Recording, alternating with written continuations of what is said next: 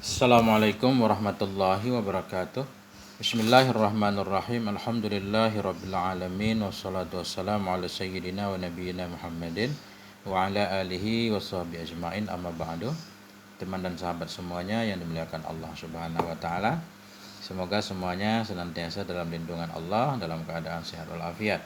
Kita lanjutkan belajar membaca kitab Al-Wafi Syarah Arba'in An-Nawawiyah. Ini alhamdulillah masih lanjutan hadis keempat, poin ketiga, kita ulang sedikit. Qala al-musannifu wasyarihu rahimahumallahu ta'ala wa nafa'ana bi'ulumihima amin ya rabbal alamin. Jadi ada beberapa poin yang bisa dipahami dari hadis yang keempat ini. Antara lain sebelumnya yaitu menjelaskan dengan proses terbentuknya janin dalam kandungan 40 hari, kemudian roh pun ditiupkan. Nah, itu. Sekarang poin ketiga, tahrimu isqatil janin, tentang haramnya menggugurkan janin kandungan. Ittafaqal ulama'u ala tahrimi isqatil janin ba'da nafkhir ruhi fihi. Sepakatlah oleh para ulama kepada haram menggugurkan janin sesudah tiupan ruh dalamnya janin. Ketika janin sudah usia 120 hari, itu sepakat para ulama bahwa haram menggugurkannya. Dianggap jinayah, itu kriminal, harus ada hukumnya. Wa tabaru zalika jarimatan, menganggap oleh mereka akan demikian isqat akan jarimah dosa la yahillu lil muslim, yang tidak halal bagi muslim oleh bahwa memperbuat iyahu akannya demikian isqat. Enggak boleh, haram, dosa menggugurkan kandungan yang sudah ditiup roh. Kenapa? Li'annahu jinayatun ala hayyin mutakamilil khalqi dhahiril hayah. Li'annahu, karena sesungguhnya isqat, menggugurkan janin, itu dianggap jinayah, dosa kriminal terhadap makhluk hidup yang sudah sempurna ciptaannya, dhahiril hayah, lagi yang dhahir hidupnya. Artinya karena sudah hidup. Bayi umur 120 hari sudah hidup. Kalau digugurkan berarti itu membunuh makhluk hidup. Watajibud diyatu fi isqatihi in nazala hayyan summa mata. Wajiblah oleh diat pada menggugurnya janin jika turun ia dalam keadaan hidup kemudian mati ia. Ketika terjadi pengguguran, kemudian janin lahir dalam keadaan hidup kemudian meninggal, berarti diatnya wajib sempurna di sini. 100 ekor onta, sama seperti orang biasa. Wa uqubatun maliyatun aqallu minha in nazala maitan. Uqubatun maliyah atau kepada adiyah, dan wajiblah oleh hukuman maliyah, hukuman yang berkaitan dengan harta. Aqallu, yang lebih kurang, minha, darinya diat, in nazala, jika turun ianya janin dalam keadaan meninggal. Begitu lahir udah meninggal dengan sebab digugurkan. Ini beda hukumnya dalam fikih. Ya, tapi kalau dalam hukum negara ini sama saja nih. Itu dapat hukuman menggugur aborsi. Wa amma isqatul janin qabla nafkhir ruh fihi faharamun aidan. Adapun bermula menggugurkan janin sebelum tiupan ruh dalamnya janin, faharamun aidan, haram juga. Wa ila dzalika zahaba aghlabul fuqaha, dan kepada demikian haram zahaba, berpendapatlah oleh kebanyakan fuqaha. Jadi jumhur fuqaha menyatakan sama saja, haram juga menggugurkan janin walaupun belum usia 120 hari. Wad dalilu ahaditsu sahihatun afadat anna takhliqa yabda'u fin nutfah ba'da an tastaqirra fir rahmi. Bermula dalil pengharaman itu ahadisu, itu hadis-hadis yang sahih. Banyak hadis yang sahih, afadat, yang menunjukkan ianya hadis, anna takhliq, bahwa sungguh penciptaan, yabda'u fin nutfah, itu bermula ia dalam nutfah, ba'da an tastaqirra, sesudah tetap ianya nutfah dalam rahim. Karena banyak hadis menunjukkan bahwa mulai Allah menciptakan manusia itu dari mulai sperma, mani. Sesudah mani terjatuh ke dalam rahim, artinya mani laki-laki bertemu dengan mani perempuan, itu sudah mulai awal takhlik, awal penciptaan. Akan berkembang sampai seterusnya. Ini hadisnya. Faqad rawa Muslimun an Huzaifah ibni Usaid. Sungguh telah meriwayatkan oleh Imam Muslim dari Huzaifah bin Usaid annan nabiyya, bahwa sungguh Nabi sallallahu alaihi wasallam qala, Nabi bersabda, iza marra bin nutfah isnani wa arba'una lailah, apabila melewati dengan nutfah itu oleh 42 malam. Mani jatuh dalam kandungan, mani jatuh dalam rahim, kemudian sudah melewati 22 malam. Iza marra, apabila lewat dengan nutfah tersebut oleh 42 malam. Wa fi riwayatin, dalam riwayat yang lain, bid'un wa arba'un, bukan isnani tapi bid'un. Jadi bid'un ini angka 3 sampai 9. Berarti kita artikan apabila lalu dengan nutfah oleh 40 lebih, oleh 40 malam lebih, ba'asallah, niscaya mengutus oleh Allah malakan seorang malaikat, fasawwarahu, maka membentuk ianya malaikat akannya nutfah, wa khalaqa sam'aha, menciptakan ia akan pendengarannya si nutfah, wa basaraha, matanya, wa jildaha, kulitnya, wa lahmaha, dagingnya, wa idhamaha, dan tulangnya. Ini menunjukkan 40 hari usia kandungan saja sudah mulai ada bentuknya. Sudah dibentuk kupingnya, matanya, kulit, daging, dan tulangnya, walaupun dalam porsi yang sangat kecil, tapi itu udah jadi anak. Wa fi kitab Jami'ul Ulumi wal Hikam li Ibni Rajab Al-Hambali, dan sabit dalam kitab Jami'ul Ulumi wal Hikam li Ibni Rajab Al-Hambali, kitab milik Ibnu Rajab Al-Hambali, ada tulisan di sana di halaman 42, bunyinya, waqad rakhasa ta'ifatun minal fuqaha lil mar'ati fi isqati ma fi batniha ma lam yunfakh fihi ruh, dan sungguh telah membolehkan oleh satu kelompok dari fuqaha, membolehkan bagi perempuan dalam menggugurkan sesuatu yang ada dalam perutnya, malam yunfak, selama belum ditiup, fihi, padanya, ma fi batnih, akan ruh. Nah, kata Ibnu Rajab, ada sekelompok fuqaha membolehkan bagi wanita untuk menggugurkan isi perutnya, menggugurkan kandungan maksudnya, malam yunfak fihi ruh, selama belum ditiup dalamnya yang ada dalam perutnya akan ruh, selama belum ditiup ruh, belum 120 hari. Wa ja'aluhu kal azli, menjadikan oleh mereka akannya iskat tersebut, mereka menjadikan menggugurkan kandungan yang usianya di bawah 120 hari kal azli, seperti azal. Azal ini menumpahkan di luar, enggak memasukkan ke dalam. Bahwa qaulun dha'if, masih kata Ibnu Rajab, dianya pendapat itu pendapat yang lemah. Enggak sama seperti azal. Azal kan belum terbentuk jadi apapun. Nah, tapi kalau sesuatu yang dalam kandungan itu sudah jadi. Kenapa itu pendapat dhaif? Li'annal janina waladun in aqada, karena janin itu anak yang sudah terbentuk ia. Warubama tasawwara, dan kadang-kadang tasawwara, sudah tergambar ia, sudah jadi orang. Wa fil azli lam yujad waladun bil kulliyah, sementara dalam azal tidak didapatkan akan anak bil kuliah sama sekali. Kalau azal kan itu mani ditumpahkan di luar, belum jadi apa-apa. Jadi beda. Nah, jadi nggak bisa disamakan antara menggugurkan kandungan dengan azal. Wa inna ma tasabbaba ila man'in iqadi, hanya saja bersebab ianya azal kepada terhalang terbentuknya anak. Nah, jadi azal itu cuma dia nggak jadi anak karena ditumpahkan di luar. Waqad la yamtani'u bil azli iza aradallahu khalqah, kadang-kadang tidak tercegah ianya terbentuk janin tadi dengan azal.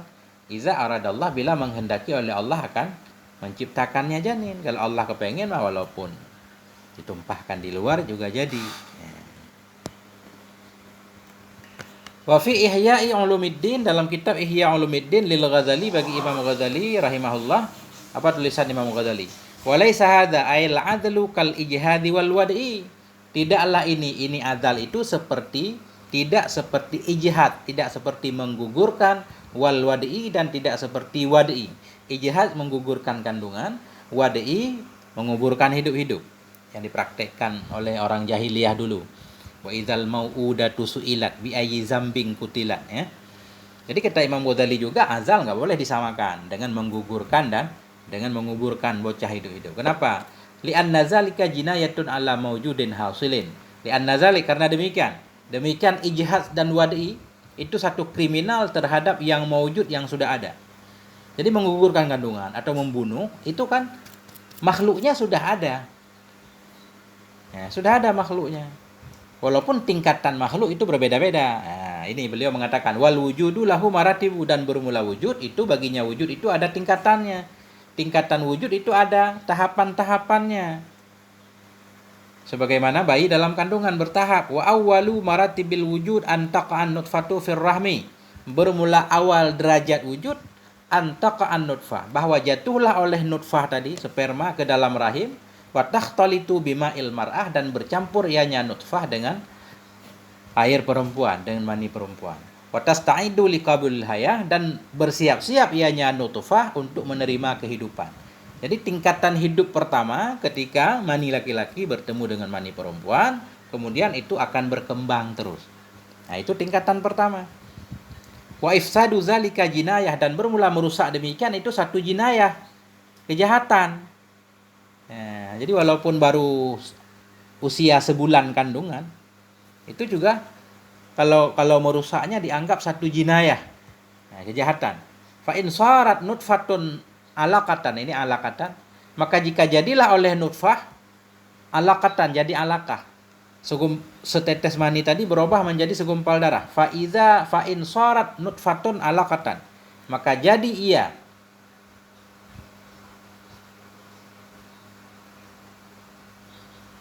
maka bila jadilah nutfah itu menjadi alaqah, kanatil janayah, niscaya adalah kejahatan itu afhasya, lebih keji lagi. Wa in nufikha fihi ruh, dan apabila telah ditiupkan dalamnya akan ruh, wastawatil khalqatu, dan telah tegaklah, sempurnalah penciptaan atau sempurnalah bentuk, izdadatil jinayatu tafahusan, niscaya bertambahlah kejahatan itu nisbah kejinya. Nah, jadi kalau mani tadi udah berubah menjadi segumpal darah, kemudian sudah ditiupkan ruh, makhluk manusianya udah sempurna kelihatannya, kalau dibinasakan itu kekejiannya lebih berat lagi.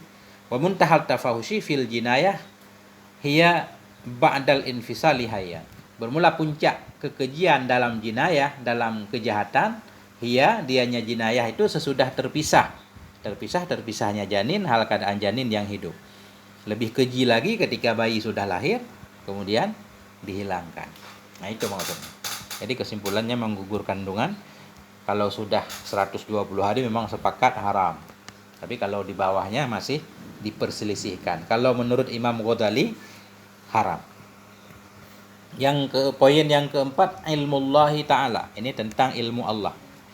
Innallaha ta'ala ya'lamu ahwalal khalqi qabla ay yakhluqahum. Sesungguhnya Allah Subhanahu wa taala itu tahu, Allah akan kondisi makhluk sebelum Allah menciptakan mereka. Nah, jadi Allah kan tahu masa depan. Ilmu Allah luas. Sebelum Allah menciptakan makhluk, Allah sudah tahu.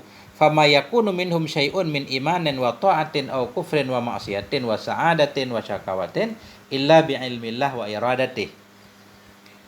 Fama yakunu, maka tidak adalah dari mereka makhluk itu sesuatu dari iman, taat, kafir, maksiat, kebahagiaan, kecelakaan, illa, melainkan bi'ilmillah, melainkan dengan pengetahuan Allah dan iradahnya Allah. Artinya Allah tahu segalanya. Waqad takasaratin nususu bidzikril kitabis sabiq, dan sungguh banyaklah oleh nas-nas, dalil-dalil, bidzikri, dengan menyebutkan kitab yang terdahulu, ianya kitab. Artinya sebelum kita lahir ke permukaan bumi sudah ada kitab yang berisi tentang hal-hal segala macam yang berkaitan dengan kita. Fafil Bukhari misalkan. Fafil Bukhari, dalam Sahih Bukhari, an Ali bin Abi Thalib, dari Sayyidina Ali bin Abi Thalib radhiyallahu anhu, anin Nabi, dari Nabi sallallahu alaihi wasallam, qala, berkata ianya Nabi, ma min nafsin manfusah, tidak ada dari satu jiwa pun, jiwa yang manfusah, yang ditiup, maksudnya jiwa yang akan dihidupkan oleh Allah.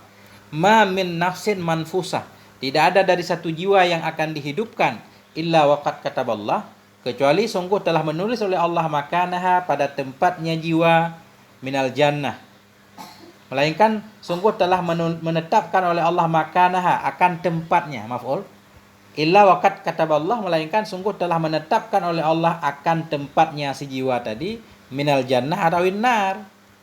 Nah, jadi dalam hadis ini tidak ada satu jiwa pun yang akan dihidupkan oleh Allah, melainkan Allah sudah menetapkan tempatnya nanti di mana, surga apa neraka. Nah, wa illa, ini masih sambungan hadis, tidak ada dari satu jiwa pun illa waqad kutibat syaqiyatan. Wa illa, melainkan sungguh telah dituliskan akan dianya jiwa tadi syaqiyatan, akan sebagai yang celaka, au sa'idatan, atau yang bahagia. Ya, kemudian faqala rajulun, berkata seorang laki-laki, ya Rasulullah, wahai Rasulullah, afala namkusu ala kitabina wa dad'ul amal? Apakah tidak kita tinggalkan? Apakah tidak kita menetap di atas kitab kita aja dan kita tinggalkan akan amal? Jadi laki-laki ini memahami kalau memang semua sudah tertulis semua, bukankah kita santai aja? Kita biarkan terjadi, kita tidak perlu beramal, kita menyerahkan urusan semuanya sesuai dengan yang tertulis itu, karena semuanya sudah ditulis. Ya, faqala, berkata ianya Nabi, i'malu fakullun muyassarun lima khuliqalah. Beramallah kalian, fakullun, maka bermula setiap kalian itu muyassarun, dimudahkan bagi apa yang diciptakan akan dianya kalian untuknya. I'malu, beramallah kalian, fakullun fakullu wahidin minkum, setiap satu orang dari kamu, muyassarun lima khuliqalah, itu dimudahkan untuk apa kalian diciptakan. Dimudahkan bagi ma yang diciptakan akan dianya salah satu kamu baginya ma. Kalau engkau diciptakan untuk surga, maka Allah akan memudahkanmu untuk surga. Kalau engkau diciptakan untuk neraka, Allah akan memudahkanmu jalan menuju neraka. Ya, ini. Amma ahlus sa'adati fayuyassaruna li amali ahli sa'adah. Adapun penghuni amma ahlus sa'adah, adapun orang-orang yang bahagia, maka mereka akan dimudahkan untuk mengamalkan amal orang-orang bahagia. Wa amma ahlus syaqawah, adapun orang-orang yang celaka, fayuyassarun, mereka akan dimudahkan li amali ahli syaqawah, untuk amal orang-orang celaka. Artinya ini bisa jadi tanda juga ketika kita melihat banyak dosa, ini khawatir kita diciptakan untuk neraka. Makanya segera kita berbalik, taubat kembali kepada Allah, mengambil jalan baik supaya ya kita menuju surga Allah Subhanahu wa taala. Summa qara'a, kemudian membaca ianya Nabi sallallahu alaihi wasallam, fa amma man a'ta wattaqa, adapun orang-orang yang memberi ia dan bertakwa ia, wa saddaqa bil husna, dan membenarkan ia dengan husna, fasanu yassiruhu lil yusra, maka akan kami mudahkan dia untuk kemudahan. Fasanu yassiruhu lil yusra, kami mudahkan dia untuk kemudahan, untuk kebaikan. Al-Lail.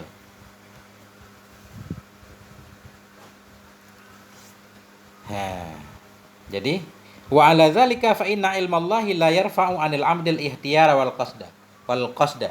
Dan di atas demikian semua yang akan terjadi sudah ditulis oleh Allah, sudah diketahui oleh Allah. Di atas demikian, fa inna ilmallah, maka bahwa sungguh pengetahuan Allah itu la yarfa'u 'anil 'abdi, tidak menghilangkan ia dari hamba akan ikhtiar dan kasad. Jadi walaupun begitu, Allah sudah tahu semuanya apa yang kita lakukan, tidak berarti kita nggak punya ikhtiar. Ya, tidak berarti kita nggak perlu beramal lagi, semuanya sudah apa adanya aja. Kenapa? Nah, ini beliau menjelaskan. Li'annal ilma sifatun ghairu mu'assirah, karena ilmu itu sifat yang tidak memberi pengaruh. Ilmu itu bukan sifat taksir. Contoh misalkan, kita mengetahui besok seseorang akan pergi haji. Kita sudah mengetahui duluan seseorang itu akan pergi haji besok. Jadi kepergiannya ke haji itu bukan karena pengetahuan kita, bukan. Jadi pengetahuan itu tidak mempengaruhi. Nah, begitu juga di sini. Ketika Allah mengetahui manusia akan ada yang bahagia, ada yang celaka, Allah menulisnya. Jadi pengetahuan Allah itu tidak berarti memaksa kita untuk harus seperti itu. Karena ilmu itu sifat yang tidak memberi bekas. Nah, tapi kita diberi pilihan oleh Allah memilih jalan. Ya sesuai dengan ya jalan yang akan kita pilih, tentunya tidak akan meleset dari ilmu Allah. Artinya Allah memerintahkan kita untuk beramal. Nah, tanpa melihat kepada pengetahuan Allah. Kita nggak berurusan dengan yang Allah tahu. Yang penting tugas kita melaksanakan perintah. Ini. Dan di atas ini, bahwa sungguh ilmu Allah itu tidak menghilangkan ia dari hamba akan ikhtiar dan kasat, akan pilihan dan maksudnya. Li'annal ilma, karena ilmu Allah sifatun ghairu mu'assirah, sifat yang tidak memberikan pengaruh. Waqad amarallahu ta'ala al-khalqa bil iman wa ta'ah. Dan sungguh telah memerintahkan oleh Allah Ta'ala akan makhluknya untuk beriman dan taat. Panahahum anil kufri wal maksiyah. Allah melarang mereka dari kekafiran dan maksiat. Wazalika burhanon, demikian itu menjadi dalil ala annalil abdi ikhtiaran wa qasdan, kepada bahwa sungguh bagi si hamba itu ada pilihan, ada niat kepada apa yang dia kehendaki. Ketika Allah memerintahkan kita dan melarang kita, itu menunjukkan Allah memberikan pilihan kepada si hamba sehingga dia bisa memilih pengen jadi apa, jangan pengen jadi orang baik, orang jahat. Nah, apa yang dia inginkan bisa dia kerjakan.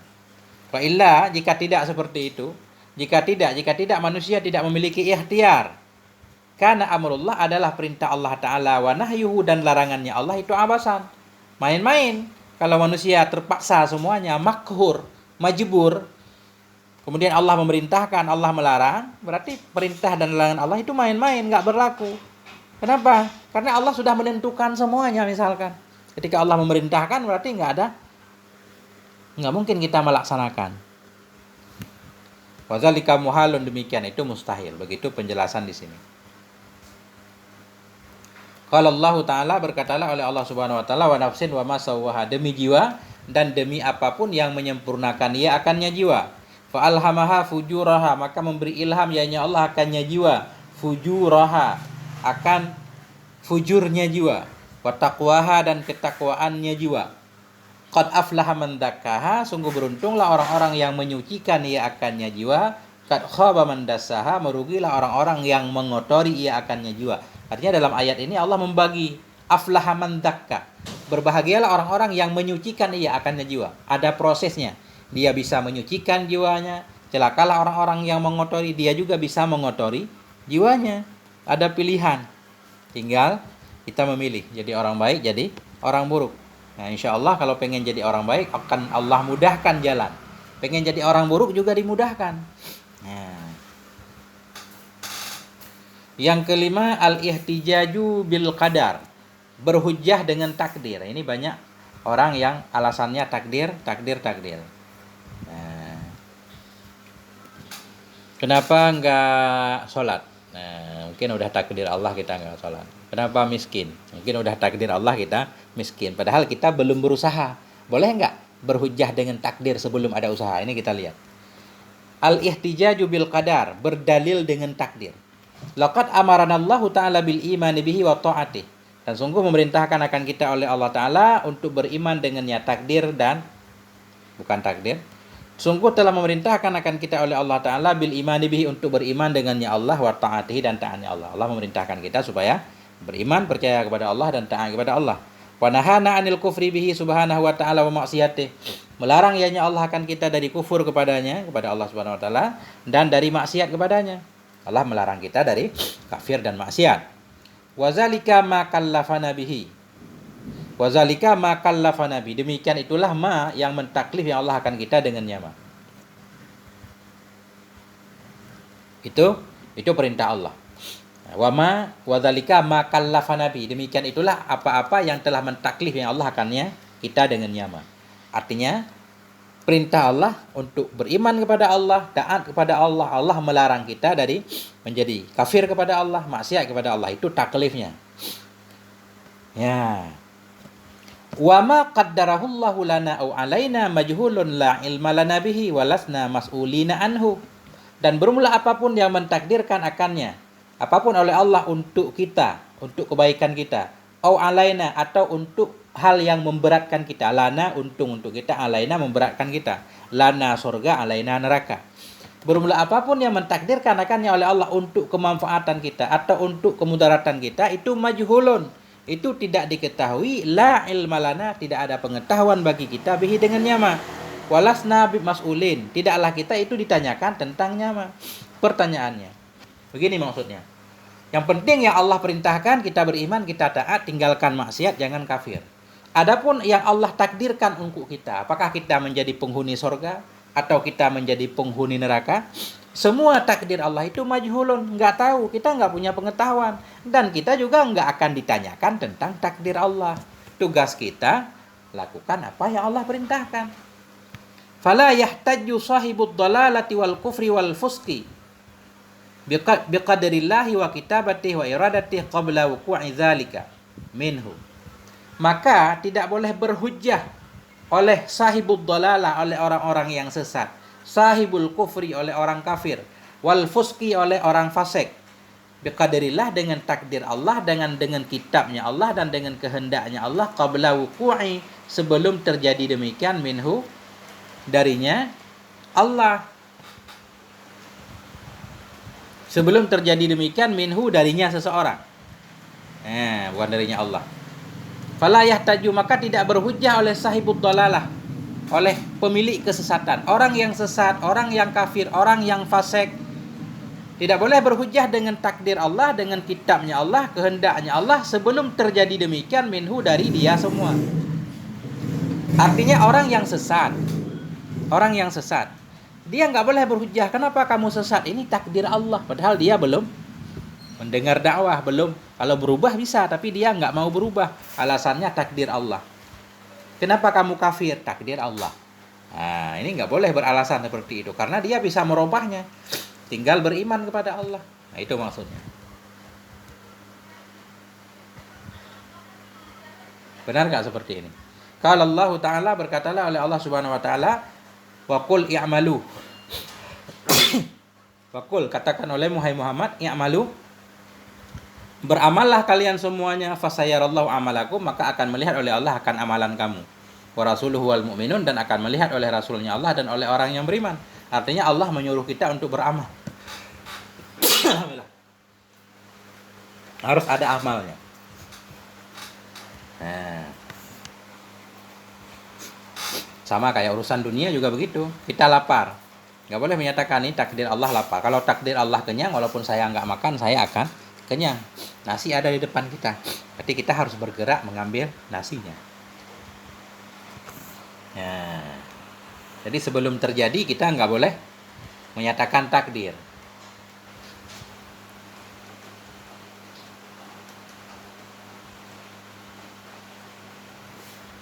Amma ba'da wuqu'il maqdur fayakunul ihtijaju bil qadri ma'dzunan bih. Adapun sesudah terjadi takdir, maka adalah berhujjah dengan takdir, itu diberi izin dengannya ihtijaj. Adapun sesudah terjadi makdur, sesuatu yang ditakdirkan, maka adalah berhujjah dengan kadar, itu diberi izin dengannya berhujjah. Kalau sudah terjadi boleh, misalkan kita dapat musibah, anak kita meninggal, nggak mungkin dong kita bisa menghidupkan anak kita. Kemudian kita menyatakan memang umurnya sudah segitu, itu udah takdir Allah, itu boleh, sudah terjadi. Ya, yang nggak boleh tadi berhujjah sebelum terjadi. Kita sakit, sebelum terjadi kita sakit, kita bilang ini udah takdir Allah, nggak diberikan kesembuhan, padahal kita belum mengobatinya, belum membawa ke rumah sakit dan segala macam. Sudah mudah menyatakan itu takdir Allah, dia memang nggak sembuh, padahal kita belum mengusahakan kesembuhan. Itu maksudnya qabla wuqu'i dzalik. Nah, jadi nggak boleh berhujjah sebelum terjadi. Adapun sesudah terjadi makdur, maka adalah berhujjah dengan kadar takdir, itu diberikan izin dengannya berhujjah.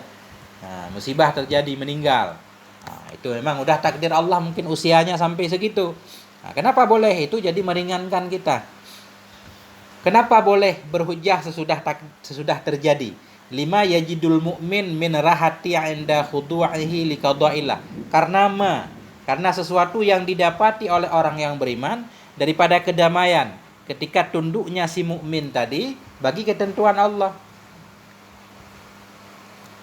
Nah, karena kalau orang mukmin percaya kepada takdir seperti itu, dia merasa damai, malah enggak jadi gundah lagi. Nah, bukan Allah tidak sayang kepadanya. Nah, memang sudah takdir Allah bahwa Allah mengambil anaknya yang masih kecil misalkan. Tentu ada hikmah di balik semua perbuatan Allah. Ini kata beliau, kenapa boleh berhujjah lima yajidu? Karena ada sesuatu yang didapatkan oleh orang yang beriman daripada rasa tenang inda khudu'ihi, ketika tunduknya si mukmin bagi qada Allah Ta'ala. Wa qada'ullah Ta'ala lil mu'min yajri bil khairi fi suraitis sarra'i wad dharra. Dan bermula qada Allah Ta'ala, Bagi orang yang beriman itu berlaku ia dengan kebaikan dalam dua gambaran, gambaran senang dan susah. Dalam suka dan duka ada takdir Allah dua-duanya. Artinya bukan takdir Allah dalam sedih doang, ketika meninggal begitu. Mendapat anak juga takdir Allah. Ya, lebih kurang seperti itu barangkali ya. Nah, masih banyak nih poinnya, panjang benar.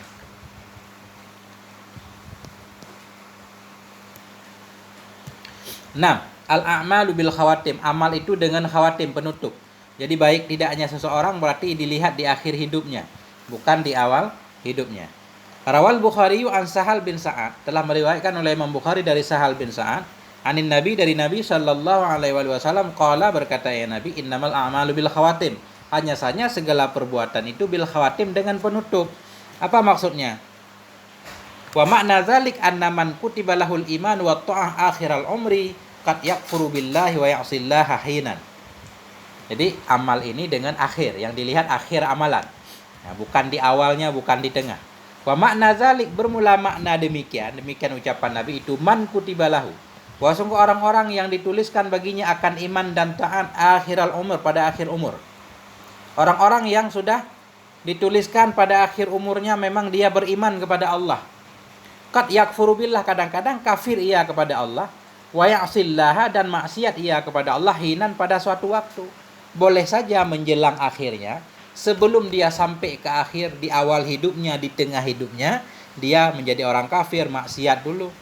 Summa yuwaffiquhullahu ta'ala ilal iman, kemudian memberi taufik akannya oleh Allah Ta'ala untuk beriman dan untuk taat, fi fatratin minaz zaman, dalam satu masa dari waktu, qabla akhiri umuri, sebelum akhir usianya. Wa yamutu ala dzalik, dan mati ia di atas demikian iman dan taat, fa yadkhulul jannah, maka masuk ia ke dalam surga. Artinya memang akhir hidupnya baik.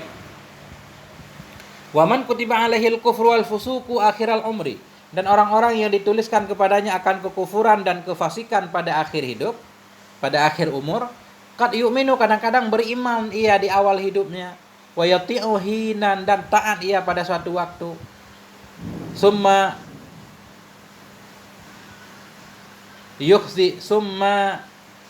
yakhzuluhullah, menghinakan akannya oleh Allah, bikasbil abdi, dengan usaha hamba, wa amalihi, dan dengan amalnya hamba, wa iradatihi, dan kehendaknya hamba. Karena pilihannya sendiri kemudian dihinakan akannya oleh Allah, fayamtiku, maka mengucapkan ia bi kalimatil kufri, dengan kalimat-kalimat kafir, wa ya'malu bi amali ahlin nar, beramal ia dengan amal penduduk neraka, wa yamutu ala dzalik, mati ia atas demikian, fayadkhulun nar, maka ia pun masuk ke dalam neraka.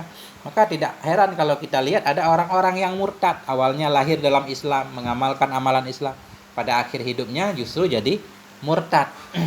Karena memang dia memilih murtad. Ketika dia memilih murtad, maka Allah akan menghinakannya. Nah, itu maksudnya. Fala yaghtarranna bi dhahiri halil insan, maka tidak tertipu. Fala yaghtarranna, maka jangan tertipu ianya seseorang bi dhahiri halil insan, dengan zahir kondisi manusia. Jadi kita nggak boleh tertipu melihat zahir doang. Fa innal ibrata bil khawatim, karena ibarat itu dengan penutup akhir hidup kan nggak ada yang tahu. Makanya kita juga nggak boleh menghina orang lain. Kita juga nggak boleh terlalu bangga dengan diri sendiri, karena kita nggak tahu akhir kehidupan kita.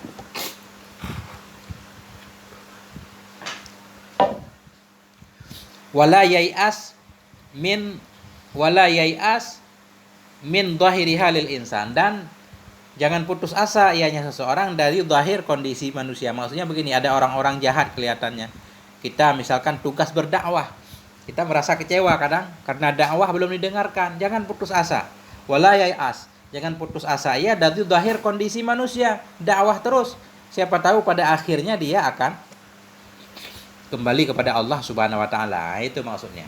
Fa innal ibrata bil khawatim, karena yang menjadi ibarat, yang menjadi hitungan itu di penutup. Nas'alullah ta'ala sabata 'alal haqqi wal khairi wa husnil khatimah. Kita mohon kepada Allah Ta'ala akan ketetapan di atas kebenaran, di atas kebaikan, dan di atas husnil khatimah.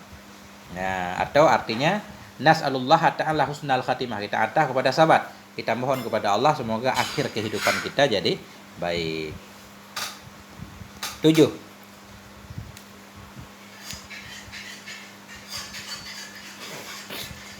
Karena Nabi sallallahu alaihi wasallam yaksuru fi du'aih, adalah Nabi sallallahu alaihi wasallam itu banyak ayatnya Nabi, yuksiru memperbanyak ayatnya Nabi dalam doanya. Banyak doa Nabi yang bunyinya seperti ini, ya muqallibal qulub, wahai zat yang membolak-balikkan hati. Ini mengisyaratkan bahwa hati itu mudah banget berubah. Sekarang A, besok B, besok C, banyak. Mudah dia berubah. Makanya perlu kita minta supaya hati kita ditetapkan oleh Allah.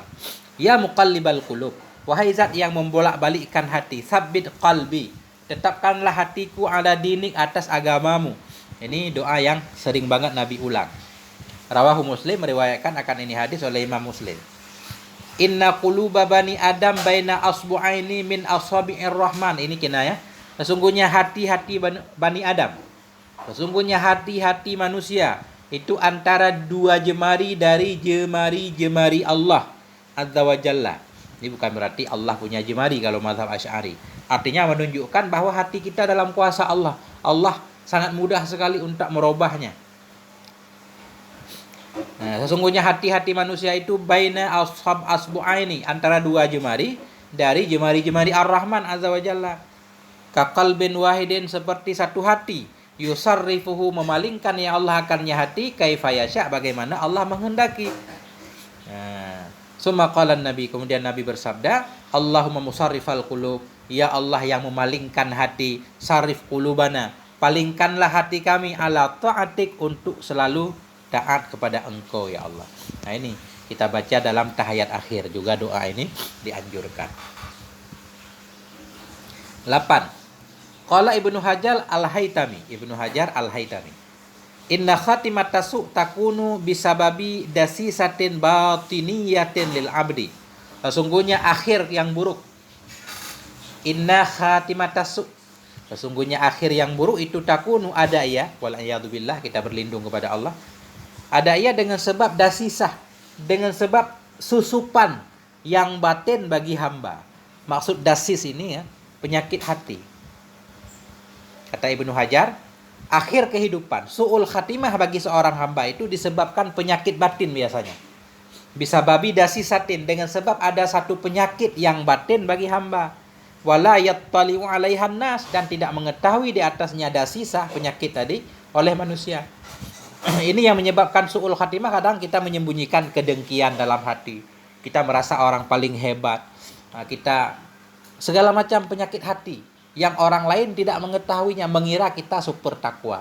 Di toko kita mutakin, ketika kita sendiri kita munafikin. Di depan orang kita seolah-olah solihin, tapi di belakang orang kita tolihin, dan seterusnya. Jadi menurut Ibnu Hajar, banyak yang menyebabkan su'ul khatimah itu penyakit batin yang orang lain tidak tahu, maka kita hati-hati. Wa kadzalika qad ya'malur rajulu 'amala ahlin nar wa fi batinihi khaslatu khairin khafiyah taghlubu 'alaihi akhir umrih fatujibu lahu husnal khatimah. Demikian lagi kadang-kadang berbuat oleh seorang laki-laki akan amal ahlin nar. Ada seseorang kadang maksiat. Wa fi batinihi khaslatu khairin khafiyah.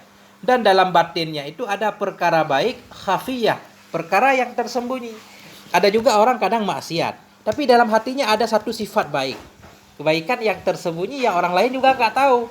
Dia selalu berprasangka baik kepada Allah, atau dia berprasangka baik kepada semua muslim. Dia nggak pernah menyepelekan orang lain misalkan. Ini maksudnya kadang-kadang berbuat oleh seseorang akan amal penduduk neraka, dan dalam batinnya itu khaslatu khair, ada perkara baik yang tersembunyi. Taglubu alaihi, yang dominan, taglabu yang menang, yang dominan ianya perkara baik di atasnya akhir umri, pada akhir umurnya dia selalu berbaik sangka. Fatujibu, maka menyebabkan, tujibu menyebabkan ianya perkara baik untuknya husnal khatimah, akan baiknya akhir. Nah itu. Sama sebaliknya tadi, ada orang kelihatan baik tapi menyembunyikan satu prasangka buruk, sifat buruk dalam batinnya.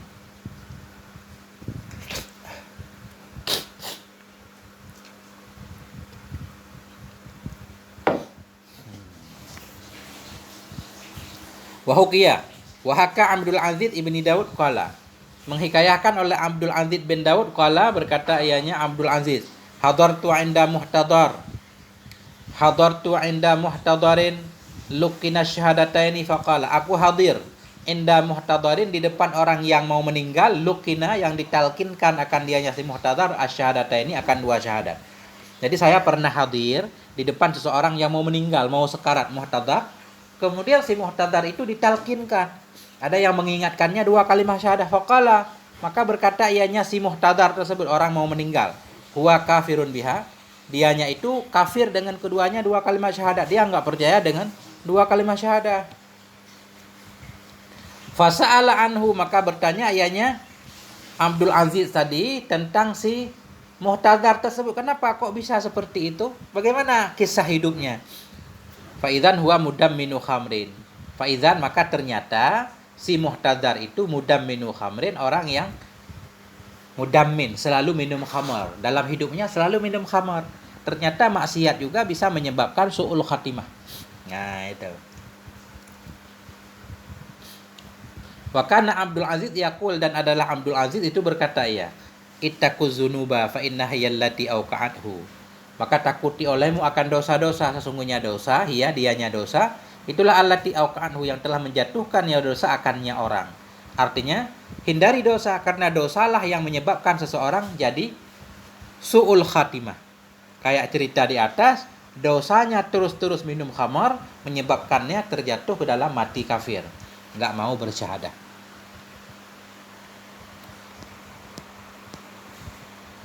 Asyara hadzal hadisun nabawi ila marahila nuwil janini fir rahim. Yang kesembilan, mengisyarahkan oleh ini hadis Nabi kepada marahila, kepada marhalah-marhalah, kepada tahapan-tahapan numuwil janin, kepada tahapan-tahapan pertumbuhan janin dalam rahim.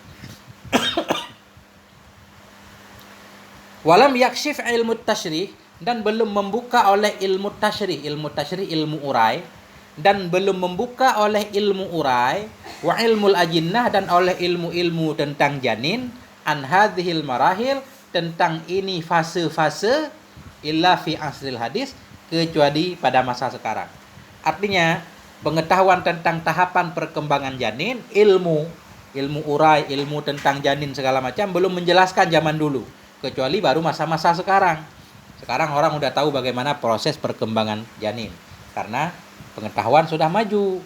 Sementara Nabi jauh 1400 tahun yang lalu sudah menjelaskan. Allah sudah menjelaskan dalam Quran, Nabi menjelaskan dalam hadis. Sementara manusia baru menemukannya sekitaran 200 tahun belakangan.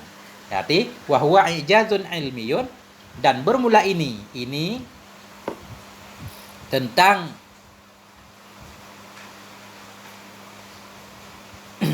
hadza, ini tahapan-tahapan proses bayi tadi yang dijelaskan oleh ini hadis dan ayat. Wa hadza ijadun ilmiyun, ini kemu'jizatan ilmu zahirun, yang zahir dalam Al-Qur'anul Karim dan dalam sunnah Nabi. Artinya ada ayat-ayat Al-Qur'an, hadis-hadis Nabi juga yang menunjukkan tentang keajaiban ilmu pengetahuan. Hal-hal yang belum bisa dijangkau oleh zaman orang-orang zaman dahulu, Nabi sudah mengabarkannya. Itu maksudnya wahwa ijazun ilmiyun zahirun fil Qur'anil Karim wa sunnatin Nabi. Ini adalah mukjizat ilmu yang zahir dalam Quran dan hadis Nabi.